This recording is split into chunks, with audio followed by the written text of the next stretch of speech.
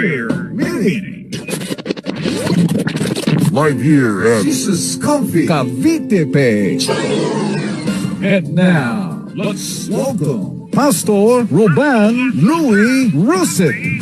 God is good God is good. all the time. God is good all the time. Praise the Lord. God is good all the time.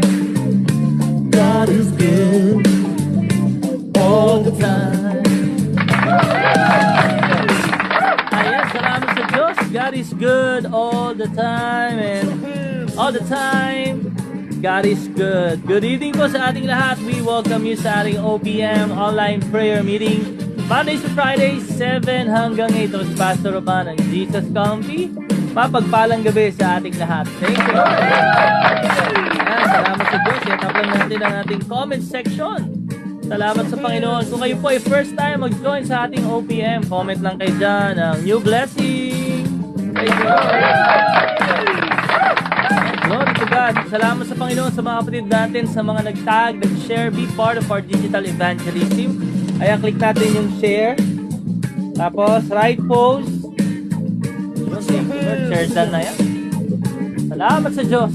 Ayan, sa isang panibagong araw na ibinigay sa atin ng Panginoon, binabati natin si Brother Richmond Cuenca. Shoutout sa tayo. Kay Sister Brother Mike. Kay Brother Red and Sis Pat. Good evening sa inyo din dyan, kapatid, kay Sister Neri Monzon, Sister D. Johans. Ayan, purihin ang Panginoon. Thank you, Lord. Binabati natin ang ating Ninang Ellen Escobar at Ninong Zoilo. Salamat sa buhay nyo kay Brother J.S. Raro. Good evening sa iyo, kapatid. Salamat sa Diyos. Thank you, Lord. Ayan, salamat sa Panginoon. Binabati ka rin namin ng good evening kay Sister Rita Kalahat sa lahat po ng kasama nyo dyan. Thank you, Lord. At tayo ay magpe-pray muna. Samahan nyo kami, hingi tayo ng guidance, gabay sa Panginoon.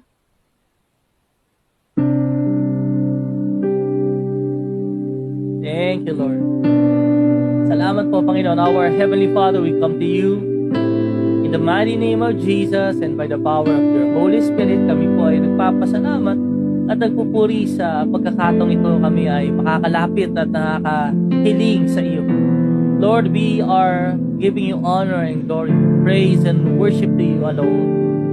Salamat po sa pagkakataon kami ay mabe-bless muli ng iyong salita. Salamat po sa social media at gagamitin namin itong platform for your glory and honor. Nagpapasalamat din kami sa mga blessings na aming mga tinanggap at mga tatanggapin pa. Salamat po sa mga pagsagot mo sa aming panalangin, sa pagtupad mo sa mga pangako mo. Salamat po, Panginoon, sa iyong katapatan, sa kalakasan. Salamat sa pag-iingat at proteksyon sa buong araw, Panginoon.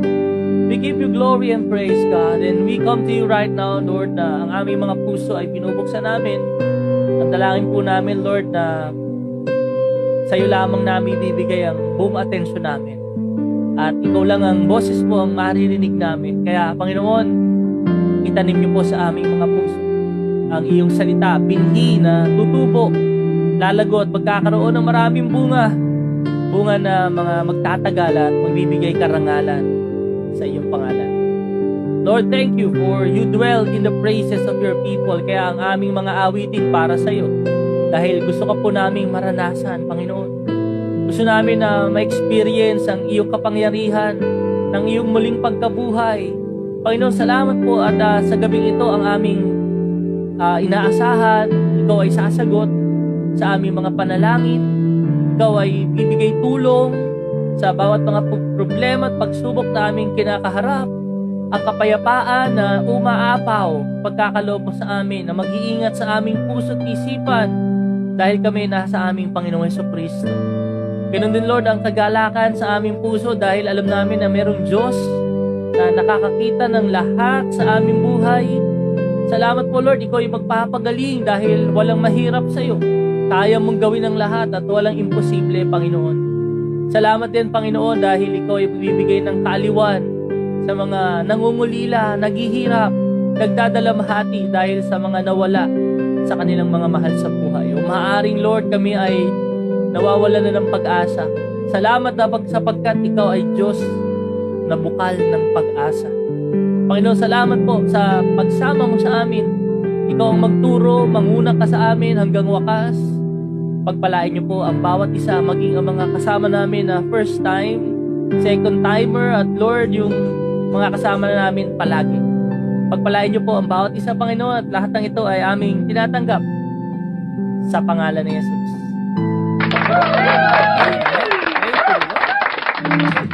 Yan, glory to God. Salamat sa Diyos na buhay. Good evening sa ating mga kapatid. Welcome sa ating OPM online prayer meeting Mondays to Fridays 7 hanggang ngayon. Ako si Pastor Ruben ng Jesus County Church. Mapagpalang gabi at kayo ay first time dyan ha. Comment lang kayo dyan ng new blessing. Thank you, Lord. Ayan, sino pang nandyan? Binabati natin. Good evening kay Sister Hansel Blancas. Mapagpalang gabi din sa iyo, Sister Ruth and Sister Lola. Kay Sister Weng de la Serna. Good evening po kayo. Ayan, aawit muna tayo. Awitin natin ay sa mga awitin ng simbahan ay ang kontento. Ayan, thank you, Lord. Mag-comment lang tayo dyan ng lyrics para sa ating media team. Huwag lang tayo manood, makinig, sumabay tayo at mapagpala tayo ng mga awiting ito. Salamat sa Diyos sa buhay mo, si Clary Macachor. God bless you, Brother Yuch is mine, Kuya Yuma. Good evening, Sis Novi and Mami Beng. Kay TJ Aurelia, God bless you. Shoutout sa mga kapatid natin sa China, Sister Ria Quaresma. Ayan, salamat sa Diyos. Sino pa nandyan? Binabati natin si Mami Beng, kay Tita Nida at Tita Renny, kay Sister Regine at Brother John Hill. Good evening kay Brother Herman, Sister Mea, Hannah, and Harold. Good evening kay yeah, praise the Lord. Nanonood din sa atin si Sister Michelle Montoya, Brother Dingdong. Good evening kay Sister Chen, Brother Francis. Shoutout sa inyo dyan, Sister Engracia and Girly Omori. God bless you. Kay Marge Hervasio, God bless you, kapatid. Ayan, thank you, Lord. Okay, tayo ay magpuri sa Panginoon. Diyan na yung lyrics. Brother Amado Gahel, good evening sa inyo, kapatid. Glory to God.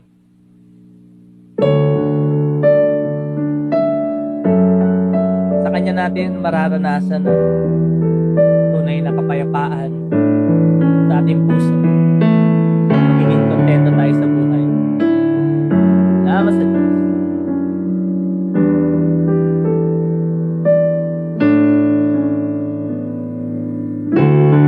Kasiyahan ng ninanais, kaya lahat ay ginawa, kahit di nakakatuwa.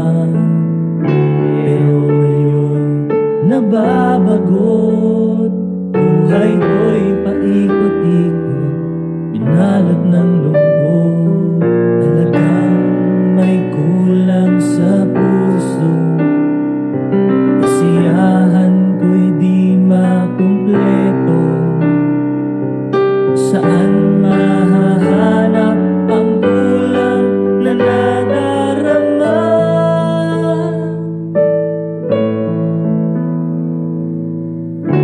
Bakit di pa rin maligaya, kahit nakamtan ko na mga bagay na gusto? Marami na rin akong sinubukan, ngunit di pa rin sapat upang ako'y mapunuan.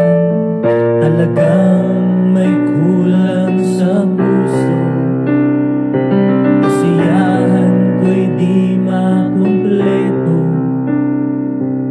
Saan mahahanap ang kulang na nadarama? O kay Jesus lang pala matatagpuan ang hinahanap ng aking puso.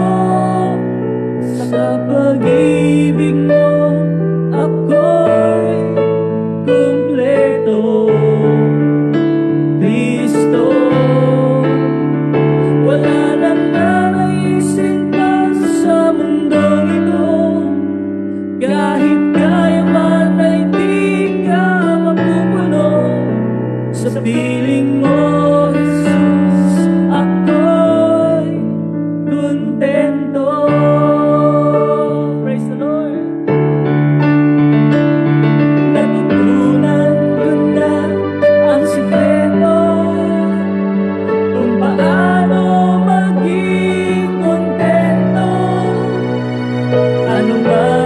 iyong kalagayan sa mundo.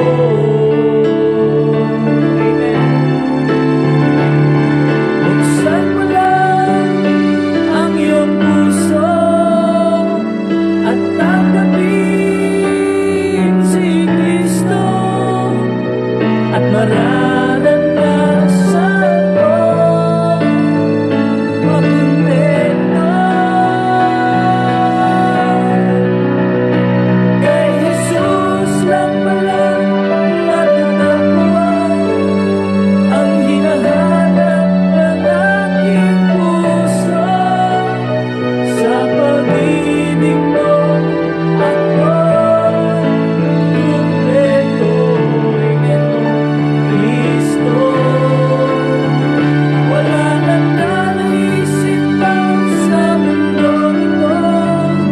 Kahit kailan ay di ka mapupuno.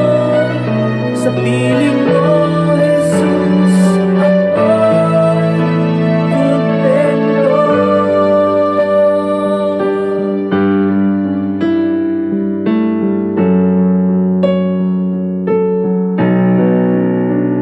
Sa piling mo, Jesus, ako'y kontento.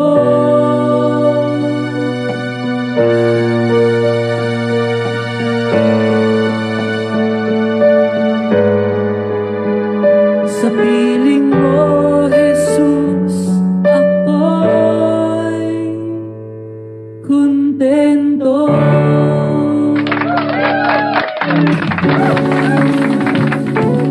Yes!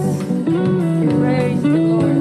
Salamat sa Panginoon. Tunay nga, sino nakakaranas ng contentment dyan dahil kay Kristo? Comment dyan, praise the Lord! Pinapaalala na talagang may kulang sa puso natin kapag wala si Lord. Kaya salamat sa Panginoon kasi natagpuan tayo ng Diyos, di ba? Sa pamamagitan ni Jesucristo, tayo ay may bago ng buhay sa piling ng Panginoon at habang nandito tayo, patuloy niya pa rin namang pinaparanas ang mga kabutihan at pagpapala ng Diyos. Salamat sa Panginoon for joining us and singing that song to our God, Kontento. Mapapakinggan niya sa ating YouTube channel. At alam nyo, napakarami pang mga bagong awitin, no? Purihin ang Diyos at ito'y nagbibigay din sa atin ng encouragement na tayo ay magpatuloy at tayo ay napapagpala din sa mga awiting ito. Kaya ini-invite ka namin to follow and like sa ating mga social media platforms, Facebook, TikTok, YouTube, andyan para lagi rin tayo updated sa lahat ng kaganapan, pati yung mga replay ng ating mga sermons at mga songs natin. Salamat sa buhay ng bawat. Salamat sa Diyos. Welcome. Kung kakapasok ko pa lang, nandito ka sa OPM Online Prayer Meeting Monday to Friday, 7 hanggang 8 ako sa Passion Ruban ng Jesus Comfy. Good evening sa inyo, Brother Edwin Malate. Mapagpalang gabi kay Brother Jonard and Sis Winnie. Shoutout sa family mo. Kay Tita Lorna Avelino. Good evening. Salamat kay Tita Ami Casimiro. Shoutout sa inyong buong sambahayan. Salamat sa Diyos. Ayan, binabati natin si Brother John Lo at Sister Marimel Denubo. Ayan. Tuloy-tuloy tayo sa gawain ng mga kapatid. Magka-coffee break lang tayo. Ha? Thank you, Lord.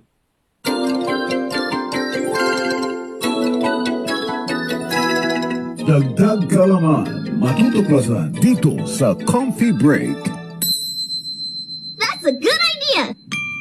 Presented by OPM Online Prayer Meeting.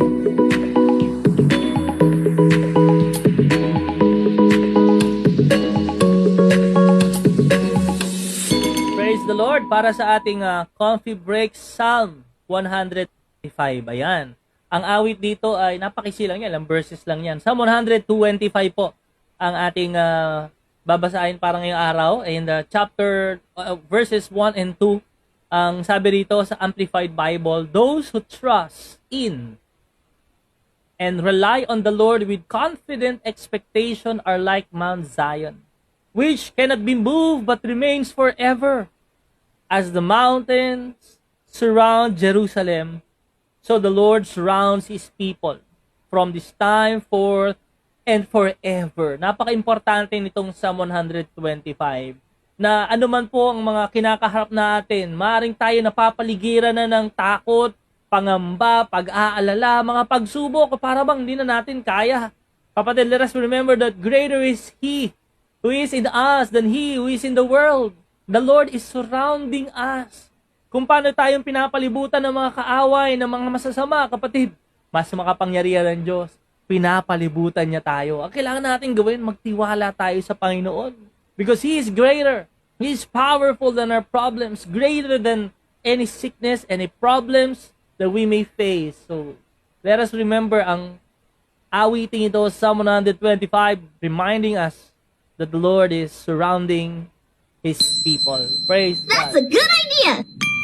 Presented by OPM Online Prayer Meeting.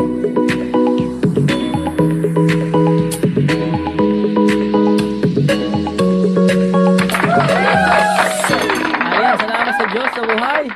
Sa ating Psalm of the Day. Praise God sa ating mga kapatid. Papunta na tayo sa Word of God. Kung kakapasok mo pa lang, buksan mo ang iyong Bible, kuha ka ng Bible sa Colossians chapter 3, verse 15. Yan ang ating babasahin. Okay? Good evening sa iyo, Brother Lobet Baluardo. Ayan, salamat sa buhay mo kay Brother Ninong Efren Sanggalang. God bless you kay Daddy Frank and Mami Lina. Praise God. Baby May Biliena, good evening. Ayan, tuloy-tuloy lang sa pagtag, sa pag-share mga kapatid. Buhay ang Diyos. Ready na tayo sa Word of God. Colossians 3 verse 15, announcement sa darating pong Sunday. Ayan, purihin ang Diyos. Tayo ay magkakaroon ng physical gathering April 30 yan. Purihin ang Panginoon sa mga kapatid natin na patuloy na pinagpapala ng Diyos, giving your love offering and sacrifice para magamit natin ang venue. Salamat sa buhay mo, sa iyong pagbibigay. At kung kayo po ay may mga invites, family members and friends, napaka-importante yan to invite people every time na may mga gawain tayo kasi pabalik na si Lord na sila ay makarinig ng mabuting balita, no? Salamat sa Diyos this coming Sunday. Kaya mag-register na tayo, ang ating mga family and friends. Sama-sama tayo magpuri sa ating Panginoon. Alright, praise God. Basahin natin yung Word of God sa Colossians chapter 3 verse 15 sa New International Version. Hello rin sa iyo, Crescy Soriano. God bless you po. Sabi rito sa NIV, let the peace of Christ rule in your hearts, since as members of one body, you were called to peace, and be thankful. Heavenly Father, maraming salamat po sa mensahe mo sa amin. Ikaw ay magtuturo ngayon, Lord, kaya hinahanda namin ang aming mga sarili, ang mga tenga namin, Lord, sa pangalan mo, Jesus. Pinapalis namin, winawasak ang gawa ng kaaway para kami i-distract, i-deceive, kami istorbohin. Lord, give us a wonderful internet connection. In the name of Jesus, nasaan man kami ngayon, hayaan niyo po na ikaw ay marinig namin. Mangusap ka po sa amin, Panginoon, magturo at mangaral. Ang prayer namin, Lord, ay ang wisdom, knowledge, and understanding na nanggagaling sa langit. Magliwanag po ang iyong salita. Sa gayon, hindi lamang kami manonood, makikinig. Kami lahat ay makatatanggap ng pagpapalang ito at magbabago nga. Pagpapalain mo ang aming buhay. Maraming salamat at muli, Lord, magsalita ka. Kami lahat ay makikinig. Sa pangalan ni Jesus. Ayan, salamat sa Diyos na buhay. Good evening sa ating mga kapatid. Welcome sa ating OPM online prayer meeting. Nandito na tayo sa Word of God. Tinutuloy lang natin yung series nating I Am Called. Ayan, I am called by the Lord. Tinawag po tayo ng Panginoon sa mga iba't ibang bagay, iba't ibang area na maganda nating mapag-usapan kasi para alam natin kung tayo nga ba'y nabubuhay sa kanyang kalooban. Napakaganda na yung word na called, di ba? Hindi siya yung malamig ha, kundi yung tinawag. It means we are divinely selected and appointed by God, na hindi tsambahan. O wala akong mapili, ikaw na nga lang, nanonood ka eh. hindi ganoon. Tayo po mga pinatawad, pinalaya, tinubos ng dugo ni Kristo. Tayo po tinawag at tayo ay selected in a divine blessing by the Lord. No, pinag-usapan natin kung paano po tayong tinawag ng Panginoon sa purpose. No, lahat po ng nangyayari sa ating buhay may purpose. God has an intention. So, wala po aksidente sa buhay natin. Ganun din, tinawag tayo ng Panginoon na tayo ay maging malaya sa kasalanan, sa kautusan. Tinawag niya rin tayo na magkaroon tayo ng fellowship na hindi tayo dapat mabuhay sa mag-isa lang tayo, sa sarili lang natin. Kailangan natin ng family. Fellowship with God through prayer, through His Word, Bible reading. And also, kailangan din natin umattend. At ito na nga yung ginagawa natin araw-araw. Kaya, kung ikaw nanonood, nakikinig ka lagi sa ating OPM, kapatid, diyan ka talaga tinawag ni Lord. Kaya kung ikaw ay tumutupad, ginagampanan mo ang pagkatawag ng Panginoon, naluluwalhati ang Diyos sa buhay mo. Kaya, thank you, Lord. Glory to God. Sabi mo lang sa sarili mo, oh, good job. Thank you, Lord. Ayan. Ngayon, pag-uusapan po natin is about we are called to peace. Tayo tinawag ng Panginoon para sa kapayapaan. Napakaganda nito. Amin yung pinag-aaralan ko to. Wow, Lord, buti na lang dito mo kami tinawag sa kapayapaan. Kasi sino namang tao ang gustong magulo? Di ba? Wala naman sigurong tao na gustong-gusto ko yung maingay, yung nag-aaway. Siyempre, gusto natin ng katahimikan sa buhay natin. Gusto natin ng kapayapaan eh. Mapakamahal nga ng peace. Di ba? Kailangan pa pumunta sa ibang lugar, magbundok-bundok para mailayo ka sa ingay ng mundo. At marinig mo lang ang mga huni ng ibon, ang hangin, di ba? Para, wow, mahal-mahal para pumunta doon. Pero ang magandang balita, tinawag tayo ng Lord to peace. Ikaw nanonood, nakikinig ka, maaaring ko, maraming alalahanin sa buhay. Pagkatakot, pangangamba, dahil sa mga problema, pagsubok. Ang magandang balita, tinawag ka ni Lord to have peace. Nang gusto ni Lord, mabuhay ka sa kapayapaan. Ano yung mga alalahanin mo, kapatid? Alam mo, napakaganda nitong word na peace. Ang ibig sabihin nito is maraming meaning na ibinigay yung Bible in different verses, ginamit ito. It means peace with individuals or harmony. Na tayo magkaroon ng peace in relation to people. Ayan, dito tayo tinawag. It also means security or safety. Tayo ay maging safe and secure na wala tayong inaalala, hindi tayong matatakot. It also, of Christianity, it's a tranquil state of soul. Na kahit magulo ang mundo, ang iyong tahanan, ang iyong opisina, ang gulo, nag-aaway-aaway sila, ikaw meron kang tranquil heart and soul that you are assured, you are secure that God will be with you and He will protect you. You fear nothing but God. Ganun yung peace na ano man ang nangyayari sa mundo, sa kumpanya namin, sa business ko, I have peace because I know God is my Father and He is in control of everything. Nakakatuwa itong peace na alam mo, pag sinearch mo sa Bible, sa King James Version, alam nyo bang 429 times ginamit itong peace. Yung word na war, yung fear, nasa 400 times. Yung word na worry sa New Living Translation, 36 times. So, ang Bible, ang daming binanggit na peace, peace, peace. Na dapat nagkaroon tayo ng kapayapaan at pispiliin natin yun kaysa matakot, mangamba at mag-alala. And when you hear the word peace, ano ba yung unang pumapasok sa isipan mo? Di ba? Parang pang-pageant yan, world peace. Di ba? Ano bang gusto mo sa mundo? World peace. Na walang conflict between nations. Ako, wag na sanang girahin ng Russia. Ang Ukraine, nag-aaway ang China, nananako, ay Taiwan. Ako, may kaguluhan sa US. Yan ba yung ibig sabihin nun? The world peace? Di ba? We want world peace, yes. Pero, hindi ito yun eh. Because this world is corrupted by sin. Kung kinakailangan at kalooban ng Panginoon at kailangan mangyari may kapahintulutan niya, talagang magkakaroon talaga ng labanan ng bawat bansa. Sinabi rin niya ng Panginoon sa Matthew 24 bilang mga signs ng kanyang muling pagbabalik. Yung iba naman, ang peace para sa kanila is yung inner peace. Ayan.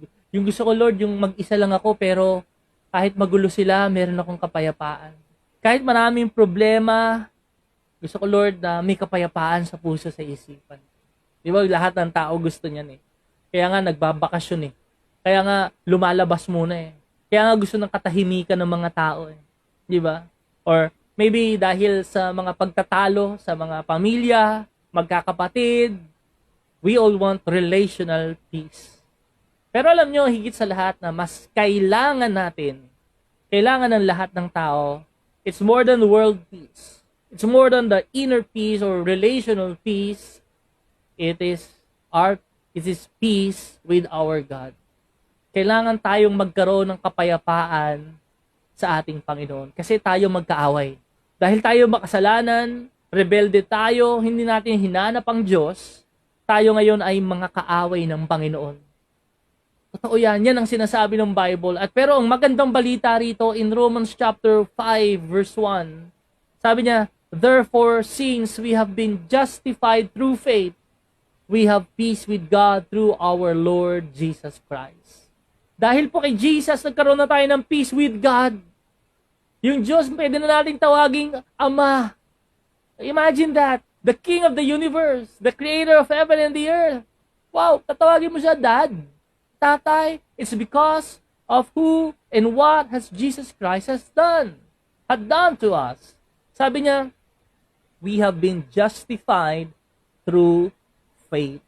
Tayo po ay pinawalang sala na sa pamamagitan ng pananampalataya kay Kristo. Kasi po tayo ay makasalanan at kailangang bayaran ng kasalanan. Ang kabayaran ng kasalanan, kamatayan. Kaya naman kailangan ni Jesus, ang Diyos nagkatawang tao at namatay para sa ating mga kasalanan sa krus. Pinaghirapan niya yon, naghirap, nagdusa ang Panginoon. Tiniis niya lahat ng yon. Para saan? Para lahat ng sasampalataya sa Kanya. Kung sino siya, kung ano ang kanyang estado, anak, nag-iisang anak, ganun din tayo. Tayo ay matanggap bilang mga anak ng Diyos. Kaya alam nyo, napaka-importante nito. Ito yung mauna sa atin. Wala na ngayong gera ang tao sa Diyos dahil nakapagkasundo na sa pamamagitan ni Jesucristo na ating Panginoon. Kaya tayong mga mananampalataya, believers, we have peace with God. Yes, nagkakamali tayo, nagkukulang tayo, marami tayong kalabisan, pero dahil sa ginawa ni Jesus, we can come to God anytime. As if we confess our sins, He is faithful and just to forgive us. Patatawarin ka ng Panginoon. Pero listen, pakinggan mo to . Dati, nung wala pa tayo kay Lord, wala pa tayong relasyon kay Jesus, di ba parang takot na takot tayo magsimba? Kasi naku, ang dami kong kasalanan kay Lord. Na ini-invite tayo sa Bible study, prayer meeting, kasi yung hiya tayo, ayaw natin, natatakot tayo, kasi alam natin na makasalanan tayo. Alam natin na marami tayong pagkukulang at para bang ito yung guilt. Nagigilty tayo at merong kahihiyan na idinudulot ito. Nakakahiya sa Diyos. Ayoko niyan.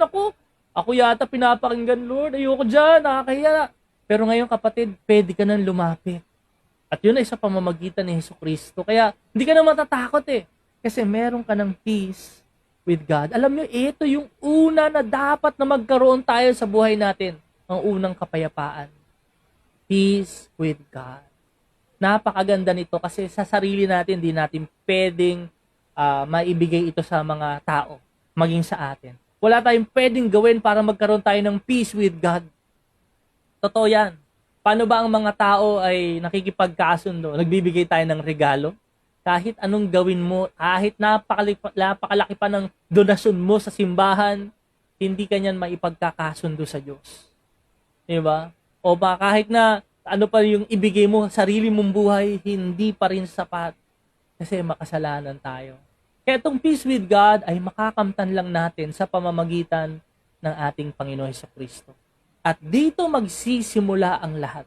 Dahil dito tayo tinatawag ng Panginoon na ang Diyos na banal ay magkaroon uli ng relasyon, mai-restore, maibalik ang relasyon niya sa taong makasalanan. So, kailangan may pumagitna sa Diyos at sa tao. Walang iba kundi si Jesucristo na ating Panginoon. Kaya ngayon, tayo ay mayroon ng banal na Espiritu sa mga tumanggap kay Kristo. We have peace with God. And this is my point to you. Number one, Jesus gives us His peace. Jesus gives us His peace. Siya talaga yung nagbibigay. Para magkaroon tayo ng peace with God as our Father, si Jesus ang magbibigay nito. In John 14:27, "Peace I leave with you," sabi sa Amplified Bible.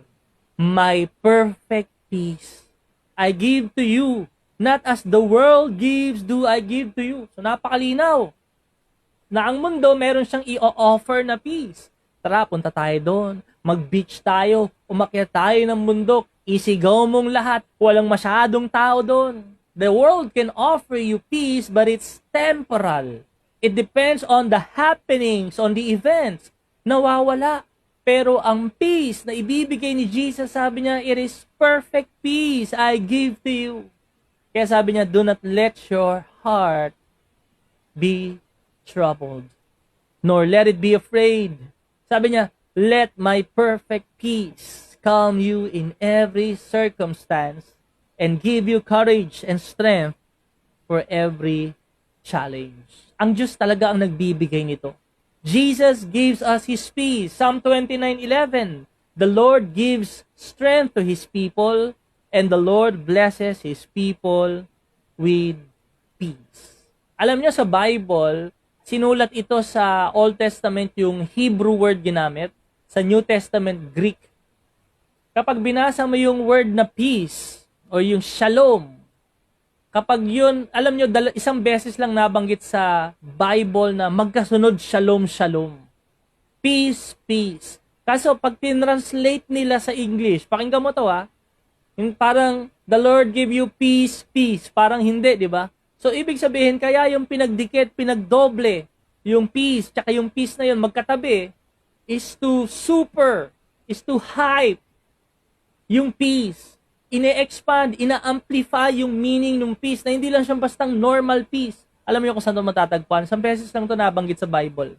Sa Isaiah chapter 26 verse 3. Kaya nung pagka-translate nila sa English, sabi sa Amplified Bible, "You will keep in perfect and constant peace." Hindi lang, wala yung word na perfect Ang ginamit, shalom or peace. Tapos yung katabi, shalom uli, peace uli. Kaya, you will keep in peace, peace. Nga lang, pag parang grammatically, hindi maganda pakinggan, mali. Kaya ang ginawa, ibig sabihin, yung translation niya, perfect and constant peace. Grabe, no? Yung peace na binibigay ni Lord sa atin, perfect yun. Hindi mo na kailangan dagdagan. Ang point dito, kahit saan ka nagpupunta, constant, hindi yun nawawala. Yung ibinibigay niya sa ating peace, kapatid, hindi mo na kailangan pagdagdagan, hindi mababawasan ng inuman kasi perfect na, kumpleto na. Isn't that wonderful that we have a God who gives us perfect peace? Sino binibigyan nito? Whose minds is steadfast, that is committed and focused on you. Kapag tayo nagtitiwala sa Panginoon, kapag yung isipan natin nakatuon sa Panginoon, kapatid, sabi niya, He will give us peace. Napakaganda, napakagaling ni Lord natin. Talagang binibigay niya sa atin. Sabi niya, focus on you, both inclination and character, because He trusts and takes refuge in you with hope and confident expectation. Dito tayo tinawag to have perfect and constant peace. At ang makapagbibigay lang nito, sinasabi, si Jesus. Jesus gives us His peace. Kaya alam nyo, napakayaman mo kapag meron kang peace. Lahat ng tao gusto magkaroon nito. Hindi mo nga mabili sa Mercury Drug o sa TJP Kahit saan ka magpunta, wala nito. Yung hindi nawawala, bigyan mo nga ako ng peace. Yung hindi nawawala, yung mananatili na sa akin. Yung kahit may problema ako, may peace pa rin. Wala kang mabibiling ganon. Pampakalma, meron. Pero yung peace, si Lord lang makapagbibigay. Kaya sabi niya, my peace, which is perfect, I give to you. Because the peace that the world gives, nawawala Diba? Kaya alam niyo, napakaganda nito na kahit saan kang lugar dalhin, ano man ang mga pagsubok na harapin, mga suliranin na pwede nating pagdaanan, kapatid, glory be to God, kasi tinawag tayo ni Lord to have constant and perfect peace. Number one, kay Lord mo lang ito matatagpuan, si Jesus. Kahit saang sulok ng mundo mo hanapin, hindi niya ito mabibigay. Maaring meron, panandalian lang, at nawawala. Pero ang Panginoon, ang binibigay niyang kapayapaan, perfect and constant peace. At kapag meron na tayo nito, magbubunga ito. Pangalawa, we will have inner peace. Ayun. Magkakaroon na tayo ng inner peace. Dahil alam natin na ano man ang kinakaharap nating pagsubok, ano man ang problema, alam natin na ang Diyos, ang Panginoon, ang ating Ama sa langit, alam niya ang lahat ng nangyayari sa ating buhay. Sabi dito sa John 16, verse 33, I told you these things so that in me, sabi ni Jesus, in me you may have perfect peace. Grabe, no? Kanino raw? Kay Jesus lang talaga eh. So, inuna niya, sa pamamagitan ko, sa akin nyo lang magkakaroon kayo ng tunay na kapayapaan, kompleto at di nawawala. Sabi niya, in the world, you will have tribulation, paghihirap.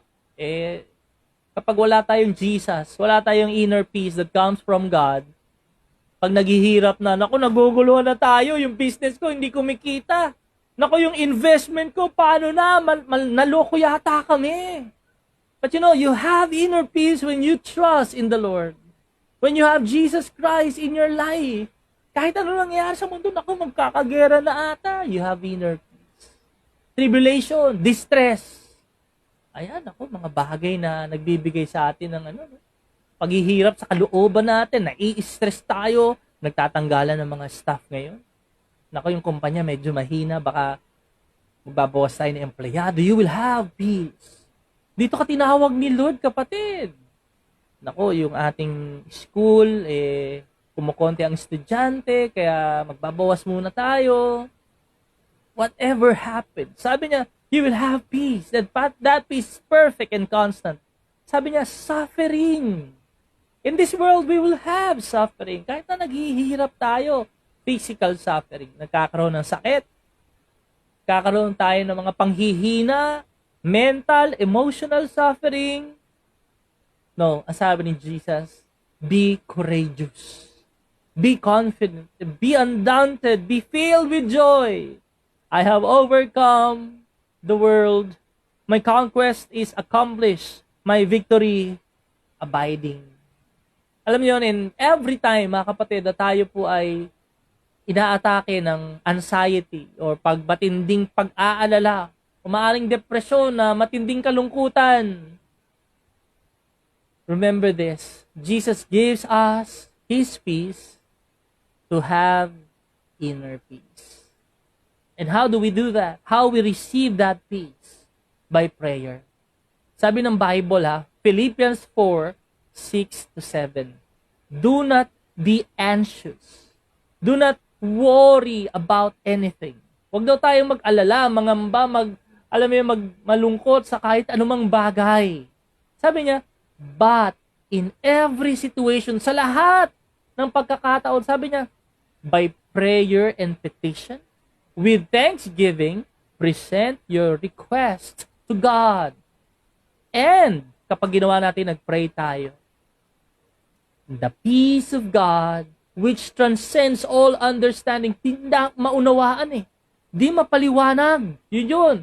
Yung tao, natural, paano ka magkakaroon ng peace? Paano sasabihin mo, kalmado ka lang? Hindi naunawaan. That is the peace of God. Will guard your hearts and minds in Christ Jesus. Imagine that blessing of peace. Napakaraming tao dyan. Blessed na blessed sila sa kanilang finances. Pero wala silang peace. Alam mo yun, maraming tao dyan. Blessed sa finances, maganda ang pamilya, pero bakit ganon? Wala pa rin peace. Maganda man ang pamilya, blessed ang finances, maayos din ang kalusugan, pero bakit may hinahanap? Nagkukulang pa rin. Wala pa rin peace. Because that peace serves as a protection against fear, against worry. Alam mo yun? Ang Panginoon nagbibigay niyan Yun yung inner peace. Na kapag mag-isa ka na lang, kapag dumating sa'yo at naisip mo yung mga problema mong kakaharapin, yung stress sa trabaho, yung mga babayarang bills, kapatid, you can have this inner peace. Tinawag ka ni Lord dito eh. Tinawag ka hindi para mag-alala. Hindi para mangambat matakot. Tinawag ka ni Lord para magkaroon ka ng kapayapaan. Galing, no? Ang bait ng Lord sa atin. Nakakatuwa si Lord, di ba? Parang, wow, Lord, gusto ko tong buhay na to. Kasi yung pagkatawag mo sa akin, hindi para matakot, mag-alala ako. Yung pagkatawag mo sa akin, para ako magkaroon ng kapayapaan. Na kahit sa mundong ito, yes, sinabi mo, sigurado may paghihirap, tribulation, may mga kapighatian, may distress, merong suffering. But even if we face these things, these events in life, we have peace. Why? Because Jesus Christ gave us His peace. He is our peace. Pangatlo, panghuli, itong peace na ito ay mag-aapaw. Kapag meron tayong peace with God, we have this inner peace. Pangatlo, panghuli, you will have relational peace. Relational peace. Una, yung horizontal, ay yung vertical, yung relationship natin sa Diyos, di ba? Meron ng peace. Pangalawa, yung tayo mismo. And then, yung horizontal, relationship with other people. Gusto ng Panginoon niya na dito tayo tinawag. Anak, tinawag kita hindi para awayin ng mga tao. Tinawag kita hindi para mabuhay ka mag-isa dahil lahat ng mga tao na nakakausap mo, naiinis sa'yo at galit sa'yo. No. God is calling us to have this relational peace. Alam mo, kapag meron kang peace sa Diyos, meron kang inner peace, ang goal mo sa buhay, magkaroon ng restoration yung mga nakagalitan mo dati. Yung mga dating may nakahidwaan ka, nakaahaway ka, nakasamaan ng loob, because you have peace of God. You have peace on the inside of you.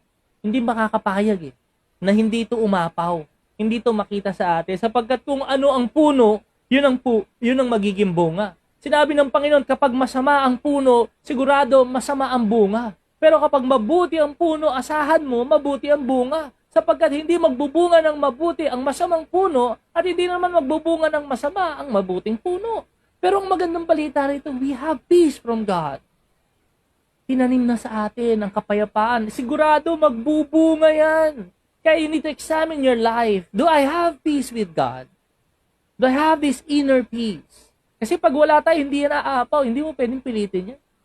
Hindi mo pwedeng pagkunwarian yan, kapatid. Kailangan natin examine yung sarili natin if we really have peace with God. Kaya alam nyo, this is a call for reconciliation. It's a call for restoration of relationship. Na tayo, dito tayo tinawag ni Lord na magkaroon tayo ng kapayapaan sa kapwa natin. Yes, if we look at our past, yung nakaraan natin, wala pa tayo kay Lord doon. Marami tayong nakaaway, marami tayong nakahidwaan, nakapagsigawan, nakipagsuguran. But you know, you have peace with God now. At secure ka na doon, and you have this inner peace. Aapaw yan, relational peace. Ito kailangan i-workout natin. Ang maganda rito, i-workout mo siya with the strength of the Holy Spirit in you. Hindi mo siya gagawin sa sarili mo. Kasi magagawa mo siya kasi meron ka ng inner peace. Meron yan binigay ni Lord eh. Colossians 3 verse 15, 17. New Living Translation. 15 to 17, Colossians chapter 3. Sabi dito, let the peace that comes from Christ, perfect, constant, sabi doon, rule in your hearts, reign in your hearts, become the master in your hearts, na lagi merong peace. For as members of one body, you are called to live in peace. Mabuhay tayo na may kapayapaan. And always be thankful. Sabi dito, the message about Christ in all its richness, fill your lives. Ano ba yung mensahe ni Kristo sa atin? Na tayo dati makasalanan pero pinatawad. Kaya alam nyo kung yun ang mensahe ng Panginoon sa atin, matuto rin tayong magpatawad. Ano bang mensahe ng Panginoon sa atin? Dati tayo kaaway, ngayon pinagbati, kaibigan na ng Diyos. So yung mga kaaway mo, merong pagkakataon na maging kaibigan mo rin. Sabi niya, teach and counsel each other with all the wisdom He gives. Sabi niya, sing psalms and hymns and spiritual songs to God with thankful hearts. Whatever you do or say, do it as a representative of the Lord Jesus, giving thanks through Him to God the Father. Di ba ito isa sa mga Beatitudes? In Matthew 5 verse 9, blessed are the peacemakers, for they will be called children of God. Pakinggan mo to. Ang mga anak ng Diyos, peacemakers. Hindi troublemakers. Ikaw ba'y nagsisimula ng pagkakagulo? Kapatid, hindi ganun ang pagkatawag ng Panginoon sa mga anak niya. Children of God are peacemakers. They are blessed. Kaya alam mo, examine mo yung relationship mo. Ikaw ba'y nagiging sanhi ng kaguluhan? Ikaw ba'y nagiging sanhi ng pagtatalo-talo? Nako, hindi kay Lord yan. Anak ka ng Diyos at hindi ka niya dyan tinawag. Kung ikaw, meron kang peace with God, humingi ka ng tawad sa Diyos. Meron kang inner peace, aapaw yan, relational peace. Romans chapter 12, verse 18 to 20, hanggat maaari, sabi niya, gawin ninyo ang inyong makakaya upang mamuhay kayo ng mapayapa kasama ng sinuman. Sabihin mo lang, sinuman. Anyone. Sabi niya, live at peace with everyone. Kahit naniniwala sa Diyos o hindi, kahit galit sila sa'yo o hindi, you live, you make every effort to live at peace. To live with peace. With anyone. Sino man di ba? Hindi, kasi syempre, madaling maging at peace kapag, bati niya ako nagkakasundo kami, at peace kaming dalawa, kaming grupo, at peace kami. Pero sa ibang tao, kamusta yung mga hindi Kristiyano? Kamusta yung mga kapitbahay mo? Kamusta yung mga office mate mo? Are you living at peace? Hindi tayo tinawag para mabuhay lang para sa sarili na hanggang doon lang yung inner peace. No. Overflow. Makikita yan, expression natin sa buhay na lagi may peace kahit sino kayang harapin. Kasi merong peace. Walang tinatago, may kapayapaan sa Diyos. Sabi niya, mga minamahal, huwag kayong maghihigante. Siyempre, kapag may kapayapaan ka, hindi ka maghihigante. Ipabayan nyo sa galit ng Diyos. Yung mga hindi nananampalataya, hindi ka magtatanim ng sama ng loob. Yung mga ini-invite mo, di umatin, huwag kang gagante. Kaya mo na si Lord ang humatol. Sabi ni Lord, akin ang paghihigante. Ako ang gagante, sabi ng Panginoon. Ano sabi niya sa verse 20? Sa halip, kung nagugutom ang kaaway mo, pakainin mo. Kung nauuhaw, painumin mo. Sa gayon ay magbubunto ka ng baga sa kanyang ulo. The truth is, we can never do this by our own. Hindi natin kaya sa sarili natin. Kailangan natin ng Diyos. Hindi natin maibibigay kung ano ito yung wala tayo. Tama? Kaya alam mo, how can you live at peace when you do not have peace? And that peace, good news, kapatid. Nanonood ka ba, nakikinig? Parang, nga, Lord, no? Kung ako nga sa sarili ko, wala akong peace with God. Paano ako magkakaroon ng peace with my husband, with my wife? Paano ako magkakaroon ng peace with my brothers and sisters in Christ kung ako nga mismo, walang inner peace? Ang good news, Jesus Christ is our Prince of Peace. At ang sabi niya, anak, ibibigay ko ang peace na ito, anak. Sabi niya, hindi ito ibinibigay ng mundo.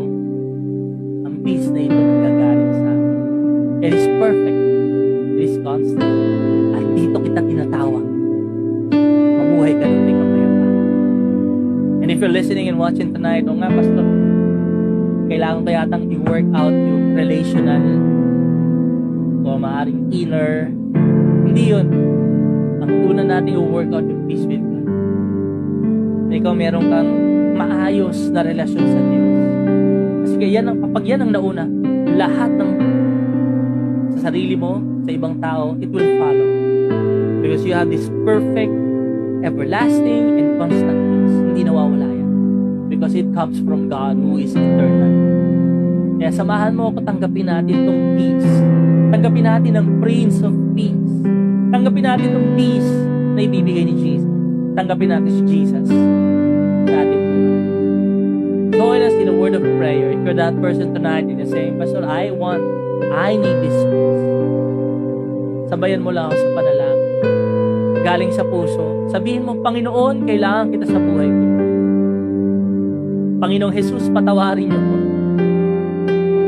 Ako isang makasalanan. Pinagsisisihan ko na po ang lahat. binubuksan ko ang puso at tinatanggap kita sa aking buhay bilang Panginoon at tagapagligtas. Salamat po sa kapayapaan, sa pagpapatawad, sa bagong simula, at sa buhay na walang hanggan. Banal na Espiritu, tinatanggap kita sa buhay. Prinsipe ng kapayapaan, tinatanggap kita sa buhay. Salamat po, Panginoon, sa pagkakataong ibinibigay mo sa akin.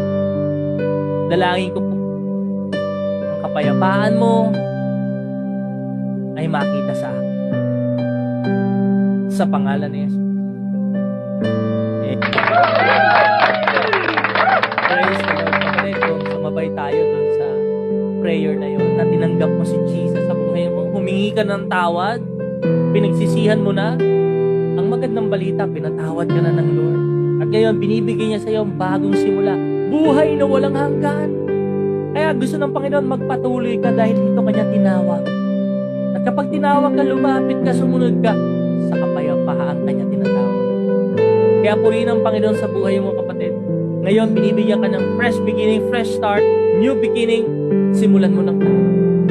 Bumalik ka sa Diyos. Simulan mo basahin yung Bible. Intindihin mo yan. Sa tulong ng Espiritu, siya magpapaliwanag sa iyo. Simulan mong manalangin. At ganun din, in-encourage ka namin, lagi ka nang umatin. Makikita mo, nagbabago buhay mo. Sa mas maganda, dahil si Kristo, ang banal na Espiritu, ay nasa iyo. Amen? Salamat sa Diyos. Salamat sa buhay mo sa iyong panalangin. In 5 minutes, tapos na tayo. But before we end, pinatawad ka na muli. Huwag ka na bumalik sa dati mong buhay. Magpatuloy ka sa liwanag. Mag-pray tayo one more time. Heavenly Father, thank you for the peace which is perfect and constant.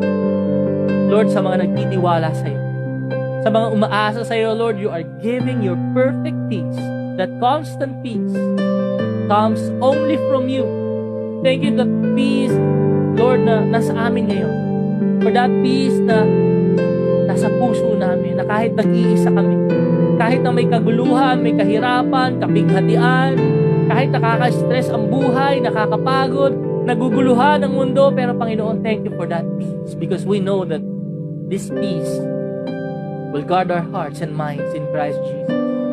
Ingatan niyo po kami laban sa pagtatakot, pag-aalala, pangangamba, mga kapatid namin na emotionally, mentally disturbed, Lord, dahil sa mga experiences, sa mga bills, sa mga sakit o problema, Panginoon, hayaan mo ang kapayapaan ng mag-ingat sa aming puso at isipan. Sa magulong mundong ito, Lord, ikaw ang aming kapayapaan. Kaya, Lord, salamat. Tinatanggap namin at dalangin ko na ito'y umapaw.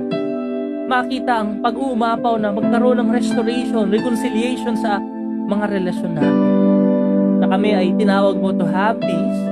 We will be peacemakers for we will be called children of God. We are your children, kaya dapat makita sa amin ang kapayapaan. Salamat, Panginoon, sapagkat pinatawad mo na kami. At ngayon, meron na kaming kapayapaan. Pagpalain mo po ang salitang ito, Lord. And right now, you are reminding everyone kung sino yung dapat naming patawarin o kung sino yung dapat hingian namin ng tawad. Because you have called us to peace. Kaya, Panginoon, ngayong gabi, salamat po sa pangungusap, sa mga pagbabago. Lahat ng ito ay sa tulong ng iyong Espiritu. Tinatanggap namin sa pangalan ni Jesus. Amen. Thank you, Lord. Salamat sa Diyos na buhay. Maraming salamat, kapatid, sa pag-join mo sa ating prayer. Sumabay ka ba? Tanggapin mo na ang kapayapaan ng Diyos. You pray to God every time na natutokso ka na mag-alala, mangangamba, matakot. Remember, we have peace with God. That peace will give us inner and relationship. Salamat sa buhay mo, sa pag-join mo sa ating digital evangelism, sa pag-tag, sa pag-share. Alam ko, ang Panginoon ay patuloy na papala sa mga anak niya na naglilingkod. Kaya salamat sa Panginoon. Na-bless ka ba sa mensahe ng Panginoon? Kapatid, patuloy niyo po kaming ipanalangin. Ang simbawan, bawat isa sa atin na patuloy tayong i-bless ng Lord para tayo laging makapagbigay. Lalo na sa malapit na pagtatayo na sa pagproseso na tayo ng building the columns, ng mga poste na ito. tinatayong sanktuaryo ng Panginoon. At dito na tayo magtitipon, kapatid. Hindi na lang online. Every week na yung gathering natin. Praise the Lord. We're so excited. Wonderful and glorious day. Pero syempre, bago mangyari, hinaanda tayo ng Panginoon. Kaya in-encourage namin kayo to give your sacrifices to our Lord, our pledges para sa ating Operation Bangon, Operation Blessing, na magbigay tayo sa contribution natin sa pagtatayo ng building, worship center. Kaya, kung ikaw ay na-bless at gusto mong maging part ng Kingdom Partners and Kingdom Builders Ministry, nandyan po sa comment section ang ating GCash number para sa mas mabilis na pagbibigay. Maraming salamat sa buhay mo, kapatid. Tanggapin nyo na ang masaganang pagpapala ng Diyos. Ayan, sumabay po ba kayo sa prayer natin? Tinanggapin nyo na si Jesus sa buhay nyo, then you have the peace of God. You have Christ in you. Let Christ's peace rule in your hearts. Yeah, salamat sa Diyos kasi anak-anak ng Panginoon. Sabayan mo kami. Sabihin natin, I am a child of the Most High God. I am blessed. I'm full of wisdom, full of power, full of potential. I can do all things. I will overcome. I have a great destiny in Christ. I believe it, and I receive it in Jesus' name. Amen. I have peace. God bless you. Powers in you, Messiah, Jesus Christ, the King of Kings and the Lord of Lords. Maraming salamat sa buhay mo, kapatid, for joining us sa ating OPM online prayer meeting Mondays, Fridays, 7 hanggang 8. Ako si Pastor Laban. God bless you. Have a great night. See you again. Bye.